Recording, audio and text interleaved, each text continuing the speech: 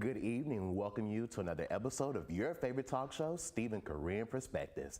I'm Stephen Alexander. And I'm your host, Corinne Harris.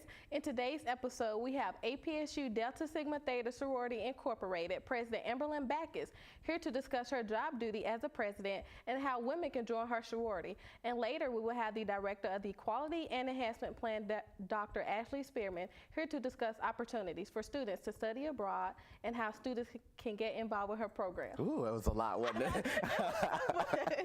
And in today's topic, Corinne and I will discuss a 6-month-old infant being left in the daycare after hours and how a teacher punched a student in the face and how the school, parents, and students are standing behind the teacher.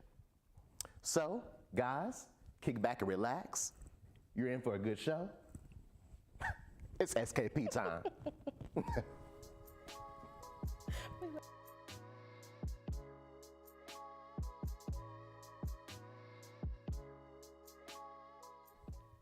A daycare in Montana says a miscommunication led to one infant being left alone at the facility after hours on Friday. Luke Luster has the story. We just wanted to know, essentially what happened. Why was that infant left here? Here's what happened.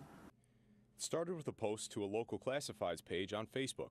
A resident saying that their 6-month-old baby was left inside of a Kids R Us daycare alone after hours. I mean, at this point, I would definitely recommend nobody ever take their child there. That was Tanea Merchant, a single mother who relies on Kids R Us daycare to watch her baby Avery when she is at work. However, when she went to go pick up her son on Friday, that wasn't the case. I get out of the truck and I go to open the door and it was locked.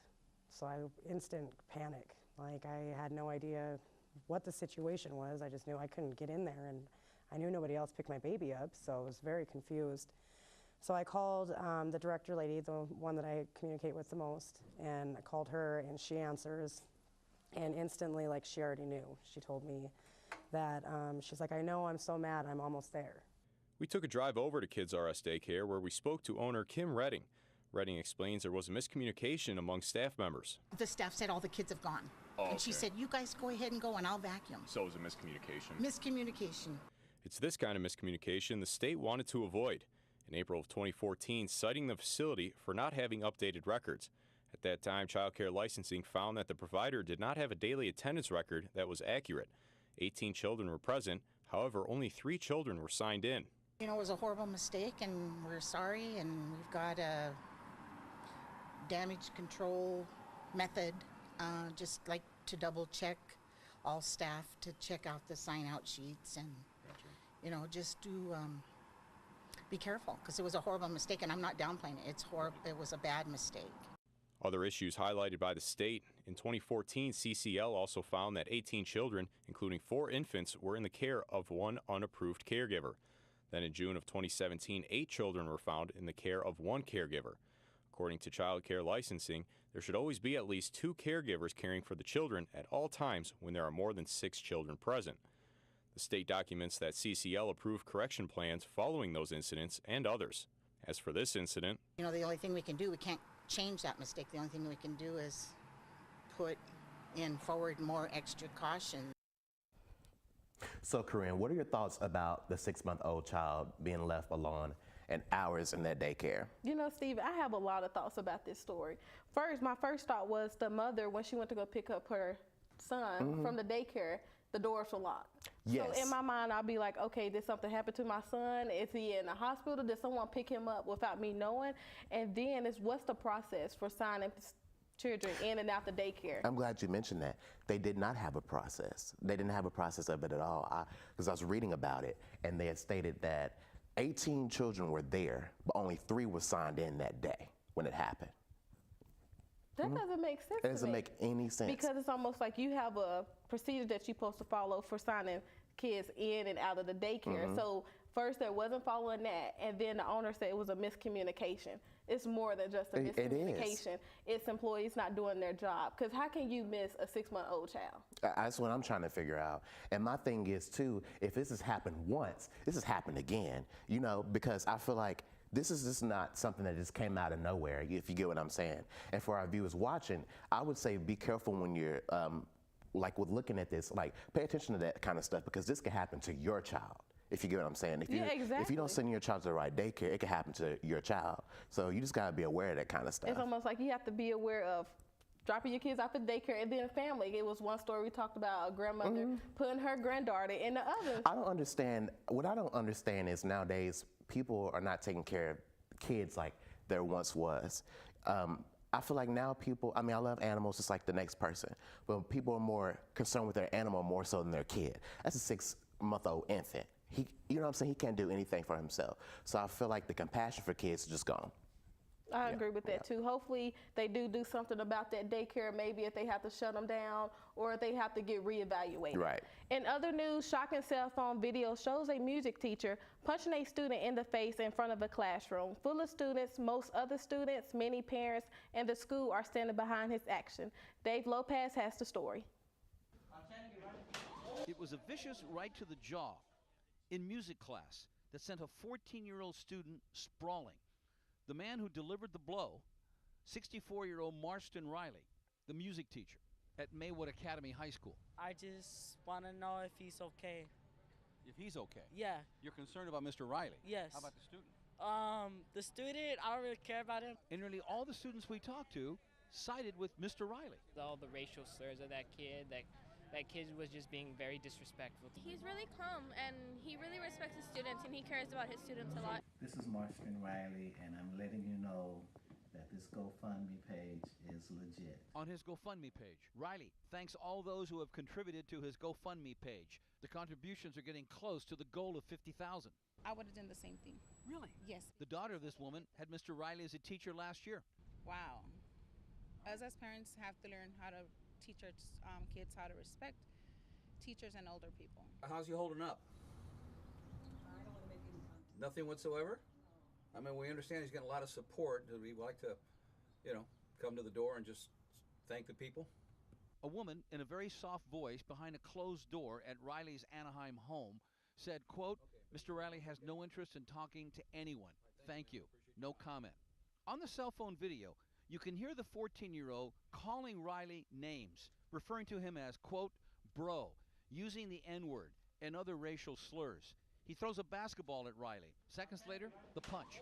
This student said she was in the class that day. Do you blame Mr. Riley? No. Not at all? No, not at all. And this statement from the Maywood Academy faculty, quote, many Americans saw for the first time the deterioration of respect for teachers. It goes on. We have created an environment where disrespect, bullying, and intolerance can thrive. We were told Riley has taught at the school for 7 years. And from what we learned, he's respected by both teachers and students. Not every parent is supporting Riley. Some say he is known for being aggressive. He is due in court at the end of the month. Stephen, what are your thoughts about this story? I know Riley's motive was to gain respect because the young person did say something slanderous to who he is and diminishing his character and his race. However, Riley is 64 years old. Riley should not be punching nobody in the face. All he need to be focusing on is Medicare and Social Security. He don't have time for the other stuff. So I don't understand. To me, I feel like even though the kid was out of context for saying what he said, Riley is 64 again. He knows better. He should not have punched that kid like that. There's a way to handle the situation, and that was not the way.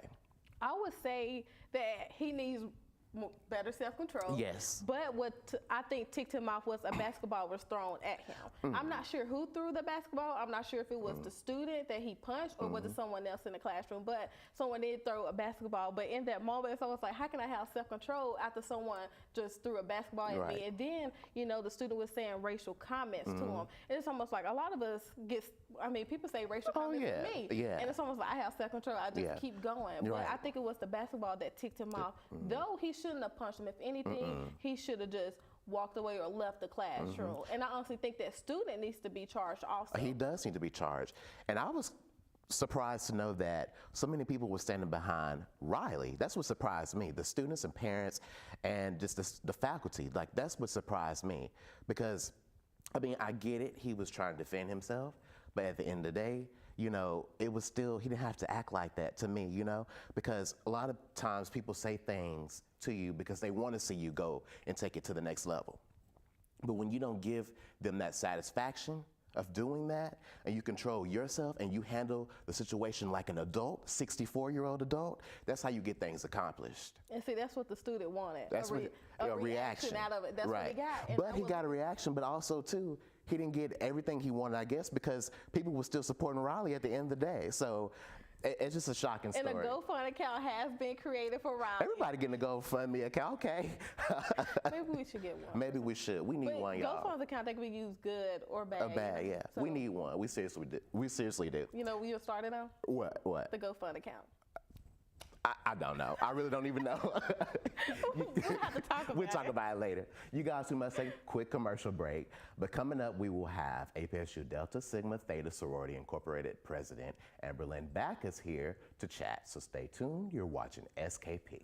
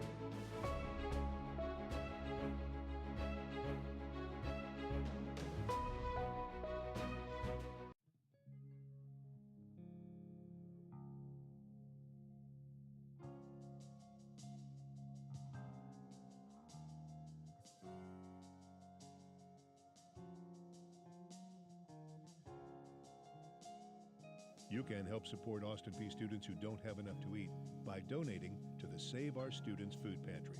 The Save Our Students Food Pantry is looking for soup, pasta, canned meat, canned beans, peanut butter, and fruit. You can drop off your donations at the food pantry on Home Avenue. It's open Tuesdays through Friday, 8:30 until 4.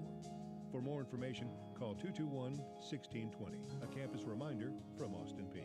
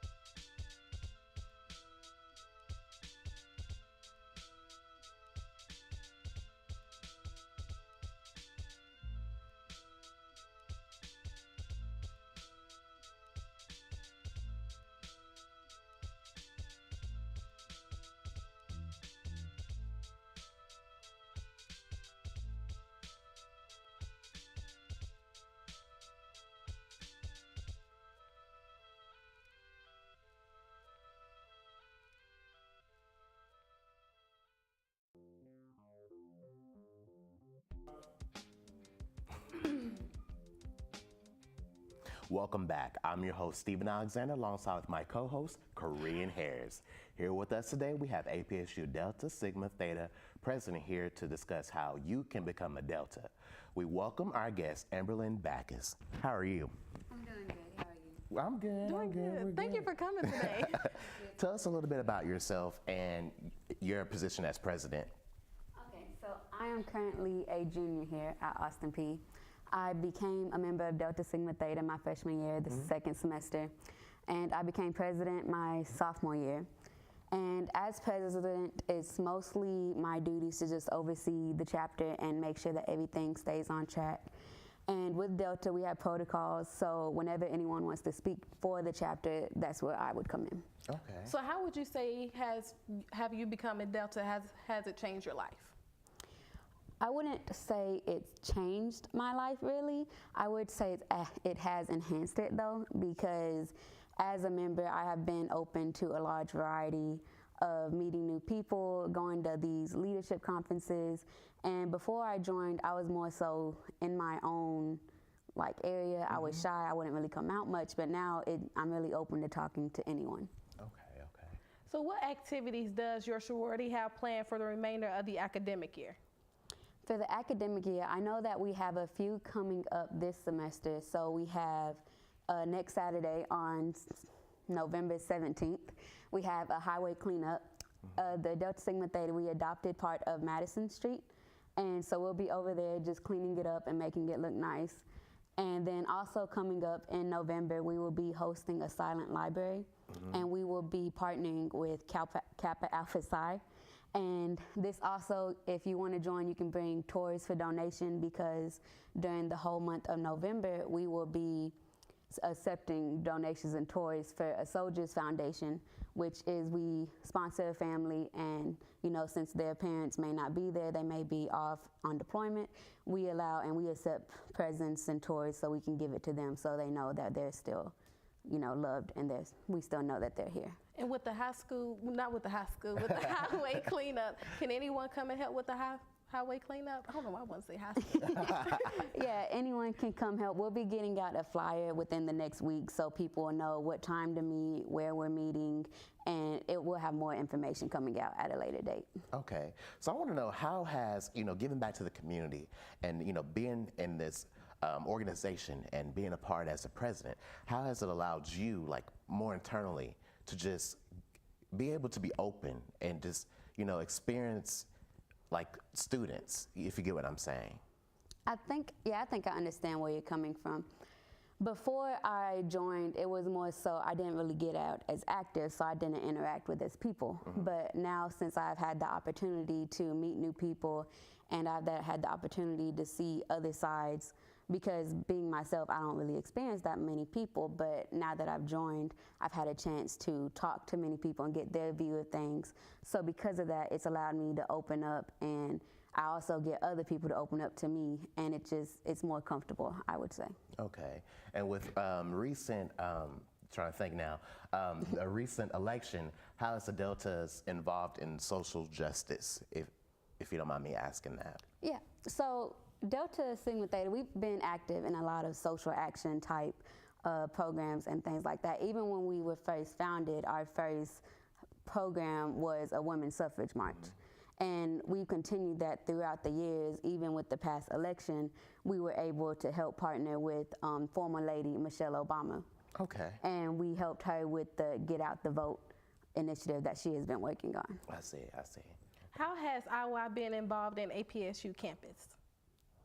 So we've been involved in APSU campus by not only having our own programs and giving back to the community ourselves, we like to attend other people's programs and not just say, oh, ours are the most important. No, we're a big community, and so is the school is a part of this community. So just by being out there and helping other groups and going to workshops and having our own workshops to help the students at Austin Peay learn and grow within themselves. Okay. Well, Amberlyn, we thank you for coming to the show. We must take a break, but coming up, we'll have Director of APSU, QEP, and LOC program, Dr. Ashlee Spearman, here to give us some valuable information that her center has to offer. So stay tuned. You're watching SKP.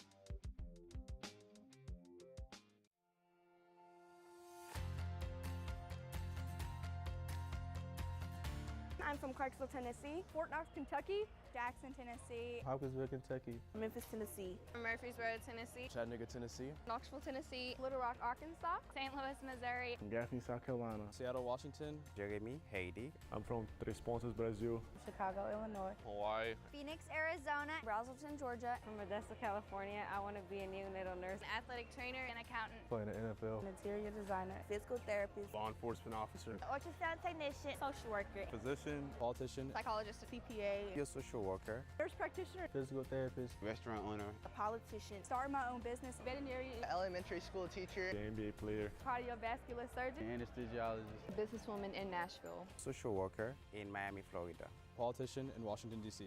Colorado. Orlando, Florida. Houston, Texas. Chattanooga. Memphis, Tennessee. Seattle, Washington. Nashville, Tennessee.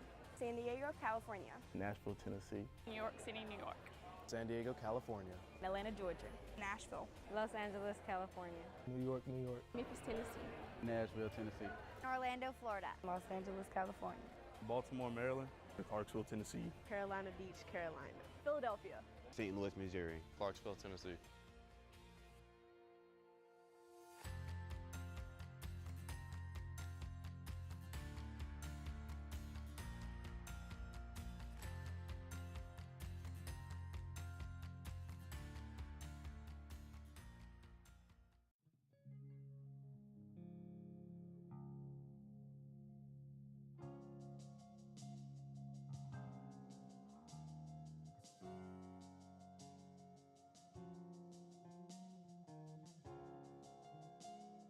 You can help support Austin Peay students who don't have enough to eat by donating to the Save Our Students Food Pantry.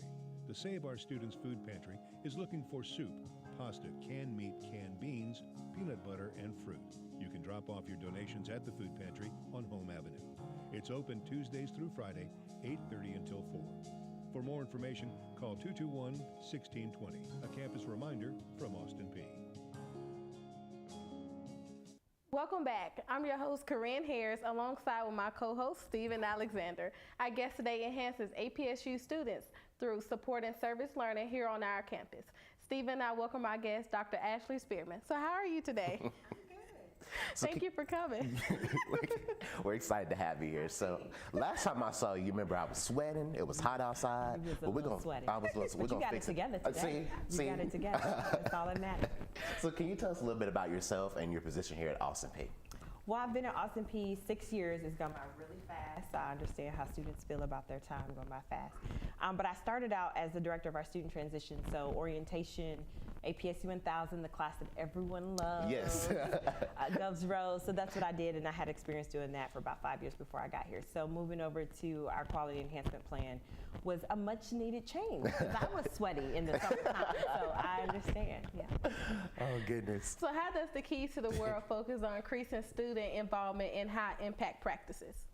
Well, we specifically chose high impact practices as our area of focus because we wanted to see students not only gain experience in the classroom, but have that co-curricular experience, which means that you take what you're learning in the classroom and have an opportunity to implement it right away and give you a real world experience. You're not going to typically take a history class and put that on a resume and say everyone takes history. Right. But you can put an actual project that you have where you're actually implementing something in the community, that taking the skills from that history class and actually be able to talk about that in an interview setting. So our goal is to provide students with real life, real world experiences as soon as possible to help them either move on to graduate school or the workforce as soon as possible. Okay, so how can students get involved with Keys to the World and how can it benefit them? Well, our office has several events. We're most known for our B.O.L.D scholarship, and B.O.L.D is Bridging Opportunities of Leadership Through Diversity, to help students to participate in study abroad and service learning. Students typically say that they don't have enough money to study abroad. They're still just trying to pay for tuition. And so the B.O.L.D scholarship allows you to apply for up to $3,000 for a study abroad trip. The average trip is about $3,000. So it could completely cover the cost of your trip. And so we have a lot of workshops. We also currently have a program for sophomores called G.L.O, Global Learning Opportunities, where they do take a course and they actually go to London during spring break. So instead of just going home and eating snacks and watching YouTube, then you can actually be in London. And the professor, Dr. Bassin, actually applied for a grant through my office, completely separate, and they're going to have a day trip to Paris. So has that always been in effect, like the G.L.O? No, so we started out, I wrote a grant along with a couple of my colleagues last year, and we had a program called Global Engage that was just for incoming freshmen. We found that freshmen are often intimidated or not, you know, hesitant to join different opportunities. So we had a living learning community where they all took 3 of the same classes together, and they all lived in the same residence hall. And then they did service learning classes, and then they went to Guatemala during the spring semester. Wow. And so when that program was over, they were like, well, what are we gonna do for sophomores? And so that's where G.L.O came about. So we still have the Global Engage, it's just run through service learning, but it doesn't have that global perspective. The freshmen liked the idea of getting on a plane, but then when it was time, they were like, can we just go to New York? We're like, no, you're going to Guatemala, and it's for free. So, right. It's a good experience, though, right? It's yes, life-changing experience. A lot of students come back, change their major, right. Or want to have the experience again. And you would never be able to have the type of connections that we have as an institution. A lot of things are free or discounted, because when you go on vacation, which I have, it is a lot more money, and it's your own. Now, when can you apply for some of those grants? Is it a certain, when do they open? So I email out, so students check my emails, okay? I send you do. emails. I just got one from. Thank you. Yeah, and a lot of people think it's personal, but that's okay. It's personal. I personally send it to you, but I literally just email all the students, and I let them know reminder dates. But you just have to look for the Keys to the World logo. We post on our social media. I would say number one, probably social media is the quickest way. We have a Facebook, APSU Keys, as well as an Instagram. We're not on Snapchat. I don't get it. You don't get it. I'm sorry, but we do have Facebook and Instagram, and so we post different opportunities and workshops, and I do email to your student accounts. Okay, so my question is, for students watching or just viewers watching, what is the difference between a service learning class and just a regular class? Yes, that's a good question. A lot of students feel that service learning is a community service class, but what makes it actually service learning, not just community service, is that you get academic credit for the classes that you were probably going to take anyway. So English, public speaking, classes within your major. We have some really great opportunities for students to give you that one-on-one attention, hopefully with your peers, or especially with your faculty member. You know, these are opportunities to get recommendation letters, because I don't write recommendation letters for everybody. So, but if you're in my class and we're going out to the community and we're serving and we're seeing that you're putting forth the effort, then those are the types of students that I want to promote for jobs, for graduate school, and just to represent Austin Peay. So really those classes kind of help the student more so. Right. It kind of helps broaden their horizons, and instead of I'm going to class, I'm taking this test, it kind of, it's an intellectual thought. Well, especially because a lot of times students say they feel like it's just lecture-based, where it's just talking at them. This allows you to have that two-way communication and gives you something to put on your resume. We also have a workshop after you finish up with your projects for career services. We partner with them that tells you how to implement these type of activities on your resume or a cover letter, and how to bring these things to life when you're in an interview setting. Okay. So what learning service classes are available to students, and how do you find a listing for them? Okay, so service learning classes are on just your one-stop. So when you get ready to register for classes, they're the easiest to do, because you don't need extra money to do them. So I always promote these. But it will have a SL designation at the end of the course title, or it will say service learning completely out. Depends on how long the course title is. So a lot of students typically don't know that they're in a service learning class until the first day, and the professor or the instructor lets them know. And they're like, oh, you stuck now. So you have to participate. But it's value added. It's more work, but it is value added. It's a type of experience that you won't get just from a regular lecture setting course. So some examples, there's a beekeeping class. There's a accounting class that's Theta for volunteer income tax, where they actually do income taxes for free. If you make less than $54,000, that will be this spring. And they have schedules. There is a history class. I mean, I could go on and on. But anytime you see that SL designation, that lets you know. Okay. You may need to sign up for one. Maybe so. But guys, we're about to wrap up, because they're like telling us. But Miss Ashlee, thank you for coming to the show. You're welcome back anytime. Thank you for having me. And for our viewers, thanks for tuning in to season 3 of your favorite talk show, Stephen Career Perspectives. We love you guys, and for our crew, we thank you for the help and the support. So guys, remember to follow us on social media. You know the stuff. We don't have time to keep talking about it. Guys, we'll see you for season 4 in February. We love you guys, and thank you again. And always remember to, let's go Peay.